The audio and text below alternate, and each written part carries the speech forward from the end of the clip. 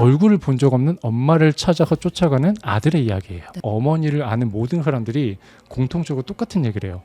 얼굴이 굉장히 흉하게 생겼다. 흉하게? 네, 진짜 끔찍하다는 식으로 거의 외모를 비하 정도 수준이 아니라 그 얼굴을 눈 뜨고 볼 수 없을 정도라는 식으로 공통적인 이야기를 합니다. 그런 사람이 있나? 그만큼 영화 감독의 좀 기획력이 많이 돋보이는 또 결과물이 네, 아닐까 네, 네. 생각도 들고요. 컬트라고 하면 네. 많은 사람들이 좀 장르 영화를 많이 생각하게 될 것 같아요. 네. 비밀스러운, 불가해한 이런 좀 라틴어에서 좀 유래가 된 단어라 그래요. 아. 그리고 좀 신비로운. 사실 이 단어가 좀 중세 시대에 좀 네. 점성술이나 아니면 연금술 같은 네? 좀 약간 그런 신비로운 어떤 그런 좀 흑마법 같은 좀 그런 것들과 같이 연관되어 있는 그런 단어였던 것 같아요. 네. 근데 이제 아무래도 요즘에 그 오컬트라고 하면 좀 영화 장르, 좀 네. 문학 장르로 많이 이야기가 되고 있죠. 그런 헌하게 경계가 흐릿한 게 좀 오컬트의 매력일 수도 있지 않을까 네. 생각을 그렇죠, 하거든요. 네. 네. 근데 오컬트에서 재밌는 건 사람이 가장 큰 빌런이기도 합니다. 아. 그러니까 그러네. 결국에는 이런 일을 행하고 주후를 뿌리는 그 인간들이 있는 거죠. 네.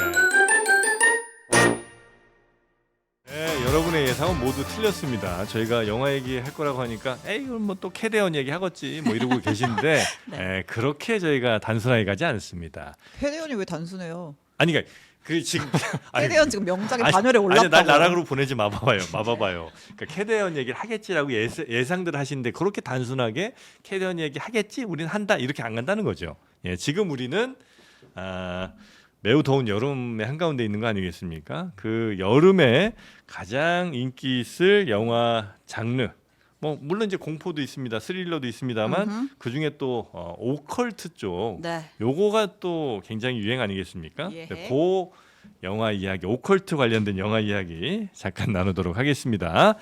자, 민용준 영화 저널리스트 모시겠습니다. 어서 오십시오.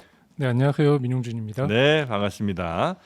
저는 이제 예전에 한 라디오 방송에서 네. 꽤 오래 그래도 같이 하셨었죠? 제 기억엔 거의 2년 가까이 그랬나요? 저희가 진행했던 기억이 나는데 거의 매주 뵀었죠. 그렇습니다. 예. 그래서 요즘에 이제 좀 왕성하게 활동하시니까 개인적으로 굉장히 반갑더라고요. 그래요? 정영진 잘 돼서 좋다 이런 느낌. 그렇죠. 근데 그때는 이제 되게 안 됐을 때예요? 그렇다기보다는 약간 그때 좀 자주 뵀는데 네. 저희가 이제 좀 음성으로 많이 좀 이야기를 하던 시대였잖아요. 예. 이제 그러다 보니까 요즘에는 집에서 그냥 이렇게 좀 화면을 많이 보니까 특히나 아내가 좋아하는 프로그램도 있거든요. 그래요? 여기서 말해도 될지 모르겠는데 뭐죠? 그 보다라고 있잖아요. 과학. 네. 네. 아유, 굉장히 저희 자매 즐겨보더라고요. 프로예요. 거기 분들도 여기 가끔 나오십니다. 알고 있습니다. 네. 그래서 이제 굉장히 반갑다 일단. 네. 속보 장르만 여의도 캐대언 폄훼 논란. 아니라고 캐디언 나 봤습니다. 저 진우, 사자 보이스, 네. 저 다 봤어요. 네, 넘어갑니다. 자, 그러면 오늘 우리 민용준 저널리스트로 소개해드리는 게 맞겠죠? 보통 이제 뭐 평론가 이런 게 많은데. 뭐 사실 그렇게 불러도 괜찮은데 그래요? 일단은 저는 정해진 대로 그냥 불리는 대로 불리는 편인데 알겠습니다. 네. 자, 용준 씨로 할게요. 네, 우리 민용준 씨. 오컬트 얘기를 오늘 이제 할 네. 건데 오컬트가 정확하게 뭡니까? 뭐 사실 오컬트라고 하면 네. 많은 사람들이 좀 장르 영화를 많이 생각하게 될 것 같아요. 네. 그런데 이제 오컬트가 과거에 이제 라틴어에서 이제 유래가 된 단어라고 합니다. 네. 뭐 저도 이제 공부해서 아는 건데 네. 오컬트라고 하면 이제 약간 좀 비밀스러운, 불가해한 이런 좀 라틴어에서 좀 유래가 된 단어라 그래요. 네. 불가해한, 그러니까 그러니까 잘 뭔가 좀- 이해되지 않는. 그렇죠. 네. 이해가 안 되고 그리고 좀 신비로운 그런 의미인데 사실 이 단어가 좀 중세 시대에 좀 네. 점성술이나 아니면 연금술 같은 네. 좀 약간 그런 신비로운 어떤 그런 좀 흑마법 같은 좀 그런 것들과 같이 연관되어 있는 그런 단어였던 것 같아요. 네. 근데 이제 아무래도 요즘에 그 오컬트라고 하면 좀 영화 장르, 좀 네. 문학 장르로 많이 이야기가 되고 있죠. 그냥 네. 귀신이랑 오컬트랑은 다른 거예요? 사실은 일단은 기본적으로 비슷하다고 봐도 돼요. 네. 근데 왜 굳이 호러라고 하지 않고 오컬트라고 하는가? 뭐 얘기를 좀 해보자면요. 호러는 또 귀신이 나와서 사람들이 그 귀신을 좀 놀라고 무서워하고 퇴치하고 좀 네. 이런 과정이 있죠. 근데 오컬트도 사실 비슷하거든요. 네. 차이가 뭐냐면 호러 영화에서의 귀신과 개인의 관계는 1대1 관계에도 상관이 없습니다. 대체로 그래요. 근데 오컬트를 보면은 뭐 대표적으로 엑소시스트 같은 영화 있잖아요. 그 영화를 생각하면은 엑소시즘, 그러니까 약간 퇴마를 행하는 신부와 그 악마와의 싸움이죠. 그런데 그 주류와의 그리고 그 당시에 현대와 어떤 과거의 싸움 같은 것들이 좀 연동되거든요. 그러니까 어떤 집단성이 오컬트에서는 굉장히 중요합니다. 그리고 어떻게 보면은 그 비밀스러운 장소에서 퇴마를 행하는 사람들의 어떤 비밀스러운 무리가 등장을 하죠. 예, 네. 추종하는 그러다 보니까 무리들 막 이런 맞습니다. 거. 예. 그리고 추종을 하거나 아니면은 추앙을 하거나 아니면 거기에 반하는 해력들. 그래서 그들과 충돌하거나 아니면 그들을 물리치려고 애쓰는 어떤 해력들이 있고 네. 반대로 점유하거나 점하려고 하는 해력들이 있죠. 아. 좀 그런 시대감 같은 것들도 많이 반영이 되고 동시에 결국에는 개인과 집단 간의 싸움이 되기도 하고요. 아. 네. 좀 그런 부분들이 좀 오컬트와 갖는 좀 흥미인 것 같아요. 아. 네, 약간 좀 집단성이 좀 들어가는군요. 보통 이제 우리는 뭐 예전 그 귀신 영화하면 나한테 한을 품은 네.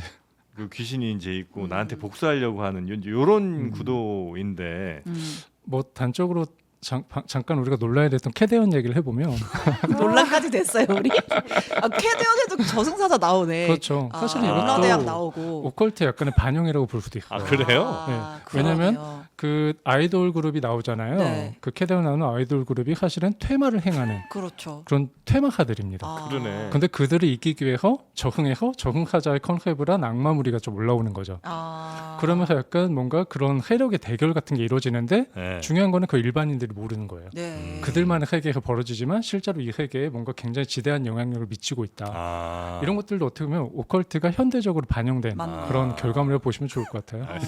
그 까마귀 눈 6개짜리 알고 있습니다, 여러분. 네, 자꾸 저 테스트 하시는 다 봤어요, 진짜로. 그 민용준 님이 보시기에 그러면 내가 본 가장 재밌는 오컬트, 진짜 이건 사람들한테 막 추천해 주고 싶은 오컬트, 우리나라 거 하나 그다음 외국 거 하나만 만약에 꼽아 주신다면 뭐 있습니까? 아무래도 한국 영화 중에서는 곡성을 좀 빼놓을 수가 없을 것 아 같은데. 잠깐만요. 네. 까마귀 눈 3개예요. 아니 양쪽에 봤냐고. 아니 양쪽에 있을 거 아니에요, 이렇게. 아니, 가운데에 3개 있어요. 근데 정정해야 되지만 까마귀가 아니라 까치. 아가치 아, 참. 까치. 까치. 6개 아니에요? 3개입니다. 자, 아, 곡성이 넘어갑니다. 네, 곡성이 하여튼 우리나라 저 네. 오컬트 중엔 최고인 것 같다. 네. 뭐 가장 갑자기 재밌게 보셨다. 분위기가 그 곡성에 나오는 멋이 중환디 같은 느낌이 되긴 하는 것 같은데. 네. 아, 6개 아니구나. 일단 곡성은 네. 사실은 좀 굉장히 좀 강력한 네. 어떻게 보면 야구로 치면 폭투 같은 게 몸으로 날아올 때 그걸 피해야 되는 그런 괴력 같은 게 느껴지는 영화잖아요. 와, 평론가 같다. 평론가 같다니 평론가예요. 네, 아. 표현이 저도 제 폭투가 던져질 때 그걸 피해야 되는 느낌. 그런 괴력 같은 것들을 느낄 때 중압감 같은 게 그거 네. 같거든요. 네. 근데 사실 그 영화는 알고 보면은 굉장히 좀 허술한 어떤 지역성 안에서 굉장히 사람들이 그냥 잘 지내다가 네. 난데없는 존재가 나타난 이야기거든요. 근데 그 뿌리를 찾아가니까 갑자기 일본의 주술사가 네. 등장하기도 하고 네. 감정이 또 한국의 무속 같은 구판이 벌어지기도 하고 네. 그렇죠. 뭔가 우리에게 행경하면서도 굉장히 좀 낯익은 무언가가 더해지면서 주술적인 힘이 갑자기 이제 괴력을 발휘하는 그런 영화입니다. 네. 그러다 보니까 그런 영화들이 사실 그동안 좀 생소했는데 그 영화가 굉장히 흥미롭게 지엽적으로 잘 풀어낸 작품이기도 하고 네. 그런 의미에서 곡성은 한국 영화 안에서도 굉장히 걸작으로 꼽히는 작품이죠. 아, 그렇죠, 그렇죠. 저도 네. 진짜 재밌게 봤는데 안타깝게도 우리 JTBC 기자 신모 씨가 이제 나락으로 갈 타이밍인 것 같습니다. 까치의 눈이 6개가 맞았습니다. 3개가 아니었습니다. 제대로 캐대헌을 보신 게 맞나 의심스러울 정도로 혹시 캐대헌을 폄훼하기 위해서 혹시 기자 일을 시작하신 건가 이런 생각마저 들 정도네요. 아무것도 아닌 제가 심려를 끼쳐드려 죄송합니다. 네, 사과의 진정성도 없었죠. 네. 자, 그래서 우리나라 오컬트 무비 중에는 역시 곡성. 네. 곡성 뭐 곡성은 근데 너무 무섭고 곡성 같은 영화는 해석이 진짜 다양하잖아요. 그렇죠. 저는 끝까지 보고 나서도 그래서 그러니까 음. 정말 단편적으로 얘기하면 그 나쁜 놈이 누구라는 거야? 천우희야? 아니면 그 일본 배우야? 네. 황정민은 왜 거기서 토하면 누구 편이었던 거야? 네. 죄송합니다 스포일러. 네. 이게 수풀 뭐 10년도 전 영화인데 뭐. 어떻게 보면 그런 헌하게 경계가 흐릿한 게 좀 오컬트의 매력일 수도 있지 않을까라는 네. 생각을 그렇죠, 하거든요. 네. 예. 그리고 더 재밌는 건 지금 저희가 그 곡성에 대해서 이야기를 할 때 누가 악당이냐. 예. 근데 그 악당이 사실 우리가 호러 영화에 보면 귀신이나 유령이나 악마잖아요.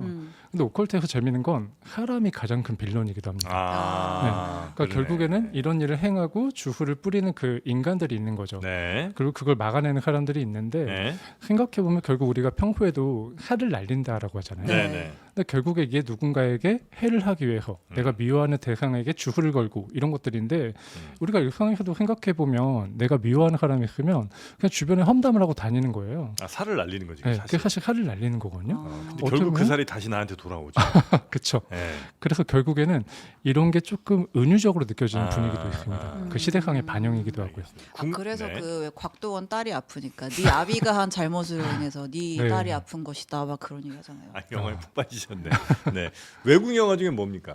어떻게 보면 곡성은 좀 익숙하지만 네. 상대적으로 익숙하지 않은 영화가 있는데 제가 개인적으로 좋아하는 영화가 있습니다. 드래그 미투 헬이라는 영화거든요. 네? 드래그 미투 헬. 나를 지옥으로 끌어- 끌어당겨줘. 끌어가? 그런 거죠. 어. 네. 근데 이 영화는 이제 샘님이라는 감독이 이제 만든 작품인데 샘님? 샘 레이미라는 감독입니다. 샘 아, 죄송합니다. 발음이. 네, 죄송합니다. 네. 이 감독의 대표작이 스파이더맨 시리즈가 있고요. 실사 시리즈? 그렇습니다. 네네. 그리고 이블데드라는 B급 호러 영화가 있어요. 이 시리즈의 굉장히 유명한 감독인데 이 영화가 2009년도쯤에 개봉했을 겁니다. 네. 근데 이 영화가 굉장히 좀 불쾌함이 얼마나 공포스러운가를 보여주는 장면들이 있어요. 그러니까 초반에 보면은 어떤 노파가 굉장히 어떤 이빨을 클로즈업해서 보여주는데 그 치아 상태가 굉장히 불결한 거예요. 근데 그 노파가 근데 굉장히 좀 불쾌한 행위를 하는 어떤 여자가 있습니다.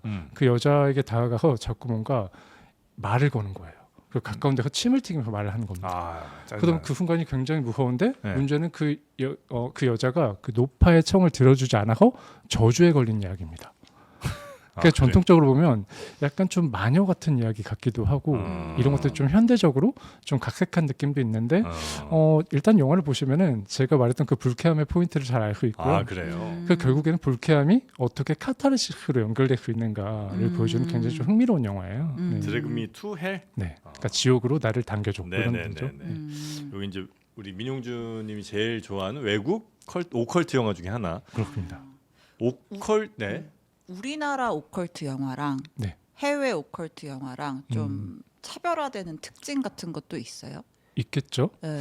아무래도 사실은 오컬트 영화라는 게 아까 말씀드린 것처럼 좀 시대상이 좀 많이 반영되는 것 같아요. 네. 물론 모든 영화가 그 당대 시대상을 좀 반영하는 건 뭐 공통점이긴 합니다만 일단은 미국에서는 1970년대 오컬트 영화가 굉장히 본격적으로 만들어졌거든요. 네. 그 이유가 엑소시스트나 오멘 같은 영화가 흥행을 하면서 오멘. 이제 주류 장르 영화가 되는 거예요. 음. 그러니까 소위 말해서 돈 되는 영화가 된 거죠. 근데 한국에서는 이제 2015년쯤에 장재현 감독의 검은 사제들이 굉장히 흥행을 하면서 강동원 나온 거. 그렇죠. 예. 예. 그래서 강동원 씨와 김윤석 씨가 주연을 맡은 예. 그 검은 사제들 이후로 약간 이 오컬트 장르가 좀 주류로 올라가는 분위기가 됐고 최근에 파묘가 네. 1000만 관객까지 동원했잖아요. 네. 같은 감독이죠? 그렇죠. 네, 장동. 그래서 완전히 메이저 영화가 됐죠. 예. 근데 어떤 의미냐면 70년대 미국상이 반영돼 있는 그런 장르 영화가 된 것들이 바로 오컬트 영화였고요. 미국에선 그랬고요.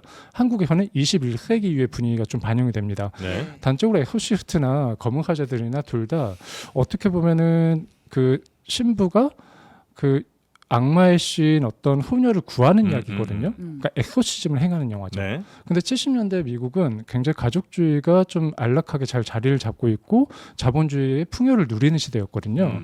그런데 갑자기 어떤 보이지 않는 외부의 침입을 받게 되고 그들이 결국 거기서 어떤 불경한 기운을 느끼다 보니까 남들에게 네. 쉽게 말할 수 없는 기운을 느끼는 거예요.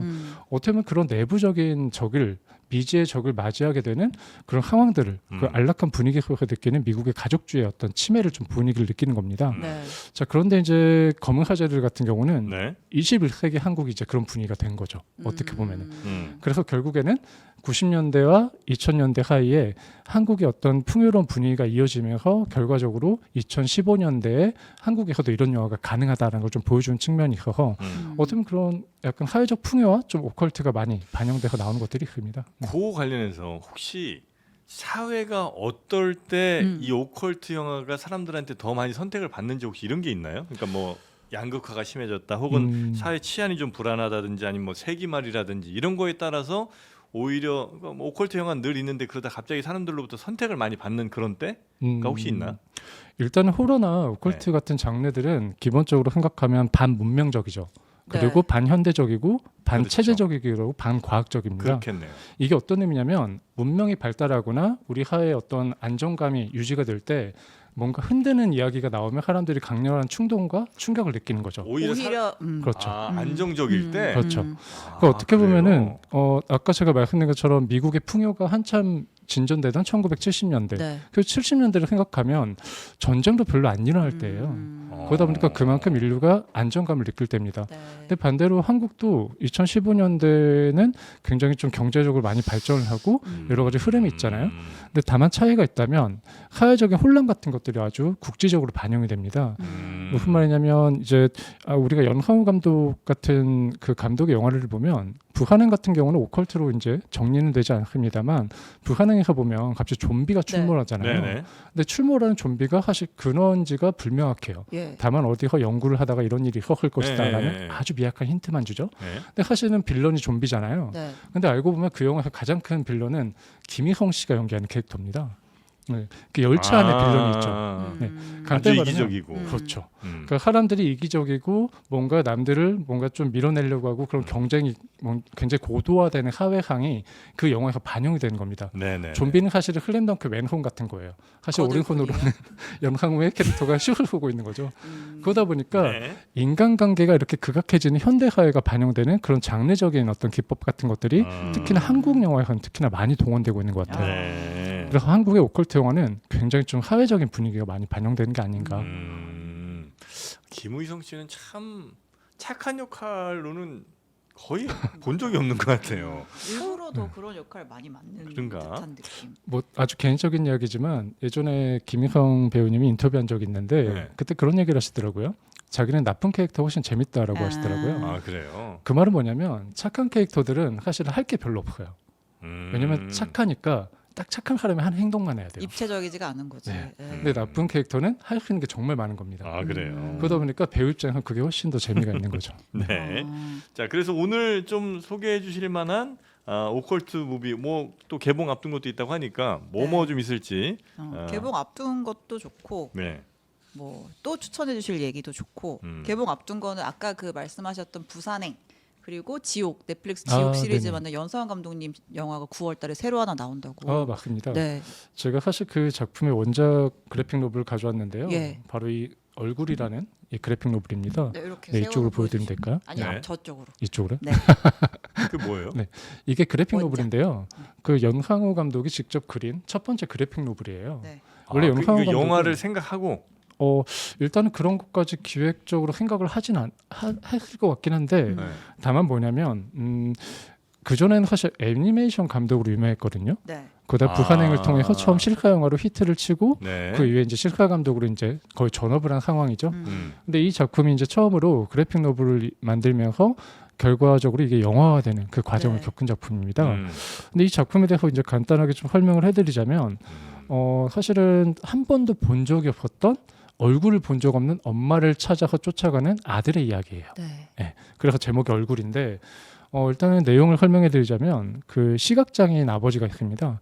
근데 그 아버지가 도장을 파는 그 장인이라고 하죠. 그러니까 정각장인인데 굉장히 유명하신 분인 거예요. 네. 그러다 보니까 이 아버지의 어떤 명망을 가지고 이 아들이 굉장히 서포트하면서 살아가고 있는 상황인데 사실 어머니가 어린 시절에 뭔가 집을 나가서 본인을 버린 사람이라고 생각을 하고 있었어요. 네네. 근데 갑자기 연락이 오는 겁니다. 갑자기 어머니의 백골이 발견됐다. 그래서 그 백골을 찾아가니까 신원을 알 수가 없는 거예요. 근데 신원을 알 수 있는 단서 중에 하나가 주민등록증이 있는데 거기도 심지어 얼굴이 흐릿하게 지워져 있는 겁니다. 훼손되어 있죠. 네. 네. 그러다 보니까 결국에는 이 정체가 궁금해서 그 뒤를 쫓다가 뭔가 예상치 못했던 진실과 대면하게 되는 그런 이야기거든요. 근데 재밌는 건 여기서 왜 얼굴일까 생각하면 이상하게도 그 과정에서 어머니를 아는 모든 사람들이 공통적으로 똑같은 얘기를 해요. 얼굴이 굉장히 흉하게 생겼다. 흉하게? 네. 근데 우리가 뭐 예를 들면 별로 못생겼다 이런 평을 한 정도가 아니라 진짜 끔찍하다는 식으로 거의 외모를 비하 정도 수준이 아니라 그 얼굴을 눈 뜨고 볼 수가 없을 정도라는 식으로 공통적인 이야기를 합니다. 그런 사람이 있나? 그러다 보니까 아들도 너무 궁금한 거죠. 대체 엄마의 얼굴이 어떻길래? 어떤 사람이었길래? 그렇죠. 네. 그 얼굴을 쫓아간 이야기예요. 네. 자꾸 댓글에 광고냐고 하시는데 광고 아니고 그냥 저희 하반기 기대작 중에 한 오컬트 장르를 소개를 한 거고 저도 이거 예고편 봤는데 일단 네. 배우 라인업이 그렇죠. 중입니다. 누구 나와요? 이제 그 앞이 안 보이는 장인 역할을 네. 아빠 역할을 권혜유 씨가 하고 네. 아들 역할을 박정민 배우가 저의 박정민 최애 씨. 배우 중에 하나인데 네. 박정민 배우가 하고 그 과거로 거슬러 올라가서 엄마에 대한 기억을 찾는 과거 시절에 그 아빠 역할도 박정민 배우가 1인 2역으로 하죠. 네. 아주 기대됩니다. 약간 아이유 느낌이시구나. 누가 아이유예요? 아니 그러니까 폭삭 망했수다에 보면 그렇죠, 그렇죠. 엄마 역할 딸 역할 맞아요. 하잖아. 또 불안하게 왜 그래? 네. 폭삭 속았수다. 예. 뭐라 그랬어요? 네, 뭐라? 폭삭 망했습니다. 나 정말 오늘 미치겠네. 그 마지막에 얼굴 나와요? 그런 게 너무 궁금하잖아. 근데 거기서 아빠가 이제 앞이 안 보이는데 네. 그런 대사 나레이션이 나와요. 앞이 안 보여도 흉한 것은 느낄 수가 있다. 뭐 이런 식으로 하면서 되게 아빠와 엄마 사이에 뭔가 히스토리가 있을 것 같은 엄마의 실종에 아빠가 관여되어 있을 것 같은 그런 분위기를 풀풀 풍깁니다. 그래요. 네. 아직 영화 저 시사회도 안 한 거죠? 네. 그렇죠. 저도 사실은 예고편이 영화는 너무 잘 내용 나왔어요. 모르는 거죠, 그러니까. 네. 그러니까 저도 사실은 원작을 봤기 때문에 어느 정도 추정을 하는데 그 원작이 그대로 반영될지는 저도 좀 궁금하긴 합니다. 네. 근데 이건 다른 사람의 원작을 이렇게 갖다 쓴 게 아니라 내 원작을 내가 한 거잖아요. 그렇죠. 네. 그러니까 뭐 비슷하게 가겠지. 한번 펼쳐서 보여주셔도 돼요? 네네. 뭐 예를 들면은 네. 직접 제가 하실까요? 할까요? 네. 아니, 말씀 나오세요. 뭐 예를 들면은 그 전에 연하우 감독의 드라마 지옥 같은 경우도 네. 최규석 작가라는 유명한 웹툰 작가가 그래요. 그분이 무섭다, 이제 그림이. 작화를 했지만 네. 직접 그 이야기를 쓴 거는 연하우 감독이었거든요. 근데 그게 드라마화 되기도 했죠. 네. 그러니까 이런 식으로 작업들을 많이 하는데 네. 이 작품은 콘티처럼 아예 이렇게 맞습니다. 그려져 있는 거네요. 근데 연하우 감독이 예전에 애니메이션을 직접 제작할 때는 본인이 직접 그림을 그렸어요. 네. 그렇기 때문에 이 작품도 어떻게 보면 처음으로 뭔가 본인이 이렇게 그래픽 노블 형식의 책으로 출간을 한 버전인 겁니다.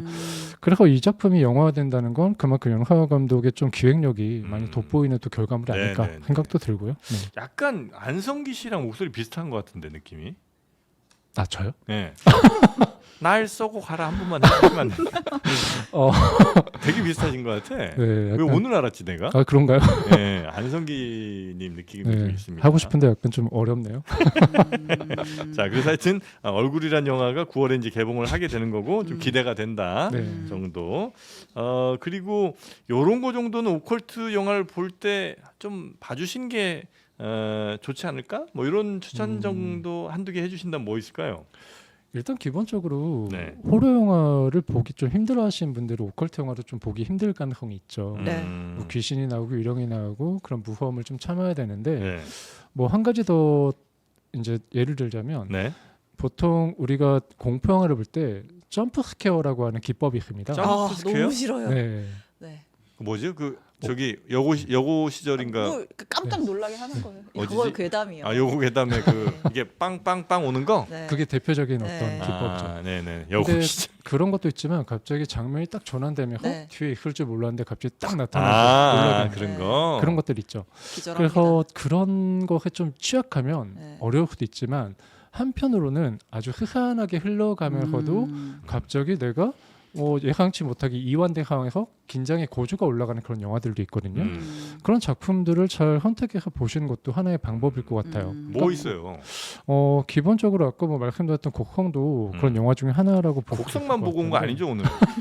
영화 배우는 거 아니면 곡성만 하면 어떡합니까? 댓글에 또 많이 네. 나오는 게 네. 미드소마, 네. 미드소마. 유전, 어, 아리에스터. 아레스터의 미드호마 유저는 사실은 거의 21세기를 대표하는 네. 그런 약간 오컬트 영화를 좀 현대적으로 많이 반영한 작품이라 볼 수 그 있는데 소마라는 네. 미드가 아니고요. 네, 지금 나오고 있는 게 미드소마가 제목입니다, 여러분. 네. 맞습니다. 저게 미드 썸머인 거죠? 맞습니다. 한여름 여름 네. 방학 때 어떤 무슨 이제 그 남자친구가 원래 잘 알고 있는 가족 마을로 맞아요. 놀러 가는데 네. 거기에 약간 광신도 집단들이 모여 맞아요. 있었고 그 네. 사람들이랑 같이 뭔가를 하다가 음. 벌어지는 사람들이 하나씩 죽어 나가고 네. 네네네. 그런 얘기예요. 그 소마가 사실은 그 스웨덴어거든요. 네. 그 영화의 배경이 스웨덴이에요. 네네네네. 그러다 보니까 백야가 계속 지속이 됩니다. 해가 안 져요. 네. 네. 근데 그 상황에서 어떤 느낌이 드냐면요. 저희가 한 3일 동안 눈을 안 감았을 때 무언가 느껴지는 그런 피로감 같은 게 그 영화에서 좀 느껴지는 것 같아요. 그 기이한 주술 같은 것도 나오고 굉장히 네. 좀 독특한 그 네. 환경도 등장을 하지만 결국엔 무언가 홀리는 느낌이 있잖아요. 근데 만약에 저희가 눈을 못 감고 계속 뭔가 눈을 뜬 채로 계속 밝은 대낮을 유지해야 된다고 생각했을 때 사람이 정신적으로 착란을 느낄 수 있죠. 그렇죠. 좀 그런 듯한 감각을 준 영화입니다. 굉장히 흥미로운 영화. 네. 진짜 무서워요. 네. 미드소마. 약간 저 감독은 그러니까 어떻게 해야 사람이 정말 불편하게 무서운지를 정확히 알고 있는. 사람 불편하게 만드는구나. 네. 네. 그 전작 중에 유전이라는 영화도 유전. 있거든요. 그것도 가족 얘기예요. 기름이 막 샘솟죠. 아닌가 또? 네, 그 유전 말고 그 유전 아니에요? 물려받는 유전. 그 유전은 물려받는 네. 거. 대박이네요. 네.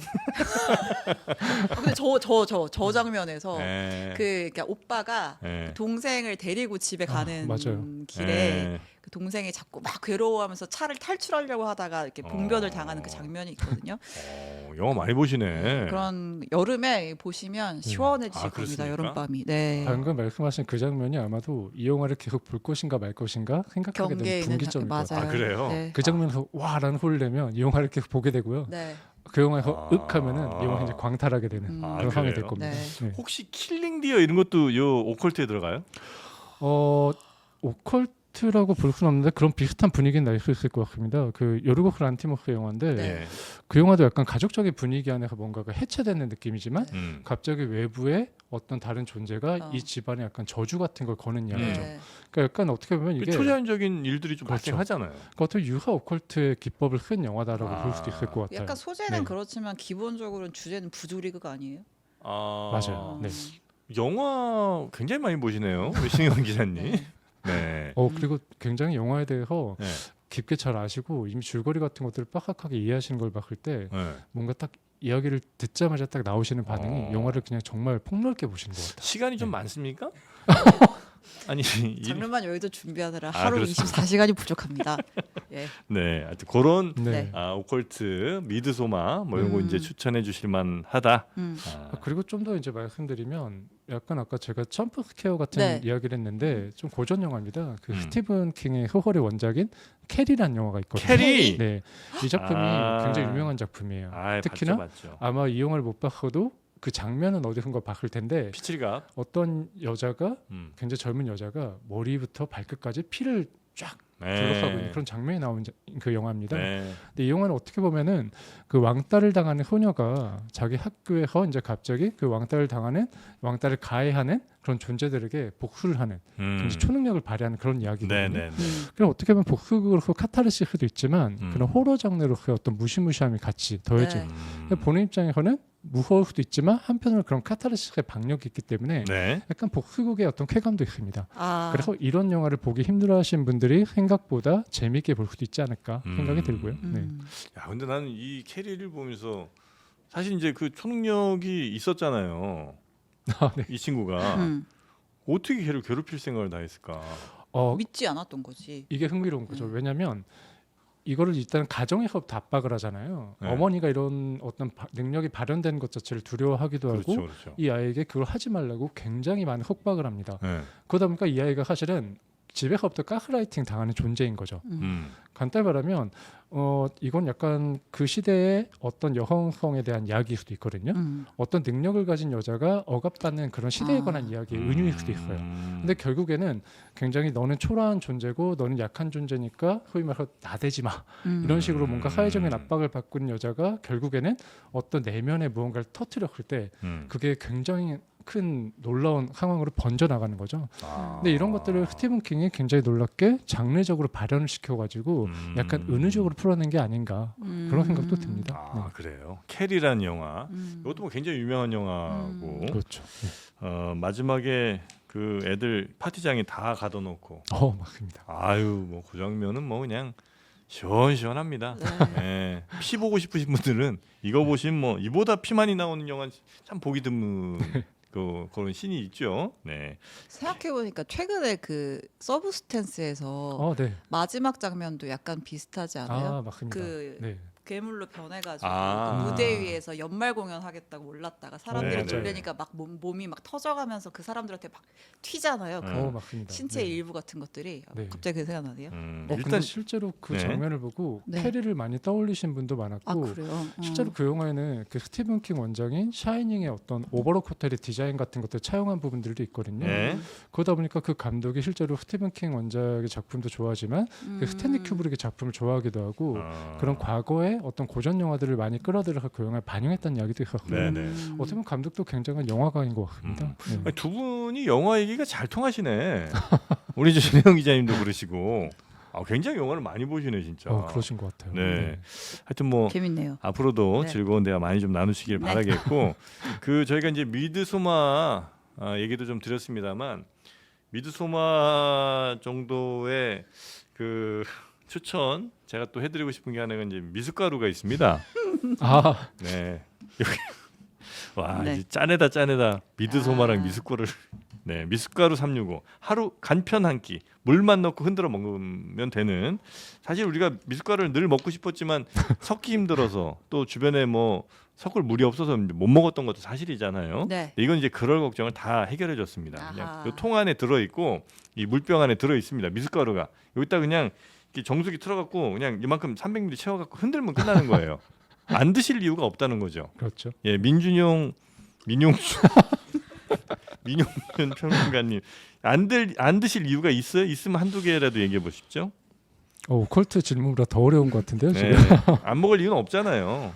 뭐 미숫가루 아까 오컬트 영화를 이제 어려워하는 이유처럼 미숫가루 어려워하시면 안 되겠지만 아주 그런 근원적인 문제가 아니라면 충분히 가능하지 않을까요? 네. 자, 우리 신혜영 기자님. 네. 이 글에 뭐가 들어 있는 거야. 그래서 이걸 먹고 아닙니다. 진행하시죠. 네. 아주 살에 들렀다고 아, 하시라고. 이걸 먹고 네. 그래서 몸 안에서 뭔가 자꾸 이상 반응이 일어나면서 오컬트 영화가 시작이 되는 거죠.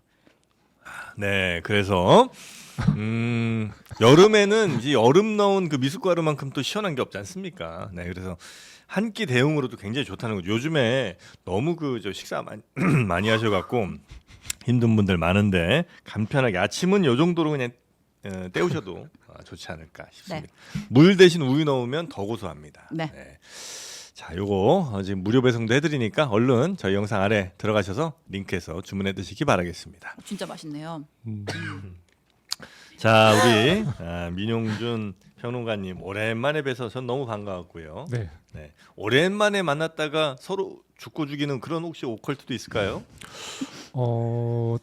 오컬트 영화들이 대체로 좀 뭐 물리적인 할애를 한다기보다는 어떤 초자연적인 존재를 싸우는 거지만 네, 최근작 중에 그 네. 재밌는 영화가 하나 있습니다. 시너흐 제인들이라는 영화가 아, 있거든요. 이건 정통 오컬트는 아닌데 네. 올해 5월에 개봉했던 영화예요. 네, 그리고 1930년대 미국을 배경에 둔 흑인 영화인데 일단 감독도 흑인입니다. 그 라이언 쿠글러 감독인데 네, 이 블랙팬서. 감독의 전작 맞습니다. 네. 블랙팬서 그리고 로키 시리즈를 스피노프해서 시리즈가 되고 있는 크리드라는 복싱 영화도 크리드. 있거든요. 네, 그런 영화들을 만들고 거듭해서 이제 흑인 배우가 주인공 영화를 만들고 있어요. 근데 이 영화는 사실은 약간 시카고 갱단에서 활동하던 쌍둥이 형제가 결국에는 다시 고향의 미시시피로 돌아온 이야기인데 네, 근데 거기서 이제 부자가 되기 위해서 어떤 술집을 운영을 하려다가 네, 갑자기 불청객을 만나고 그 불청객들이 알고 봤더니 굉장히 기이한 존재들입니다. 네. 뱀파이어 같은 존재들인 맞아요. 거죠.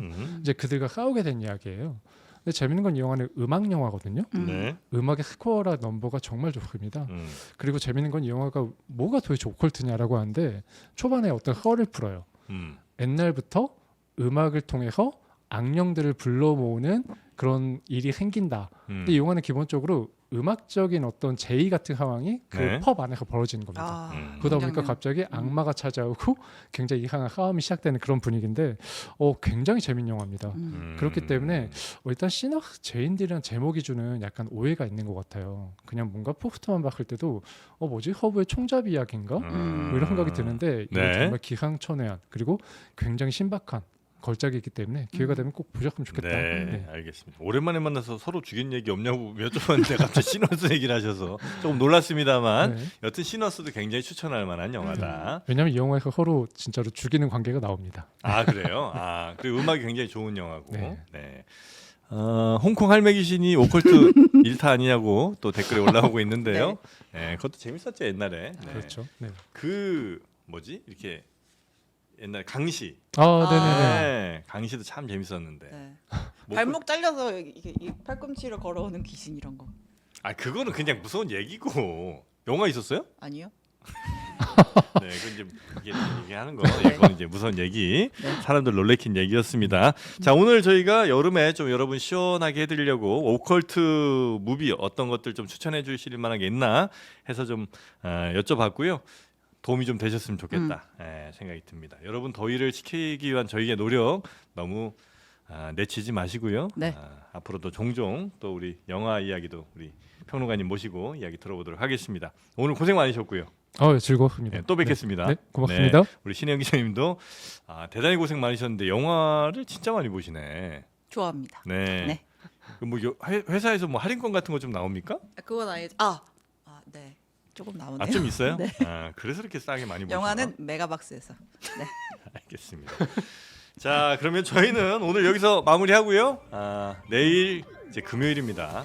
내일 오전 11시에 다시 여러분 찾아뵙도록 하겠습니다. 함께해 주신 여러분 고맙습니다.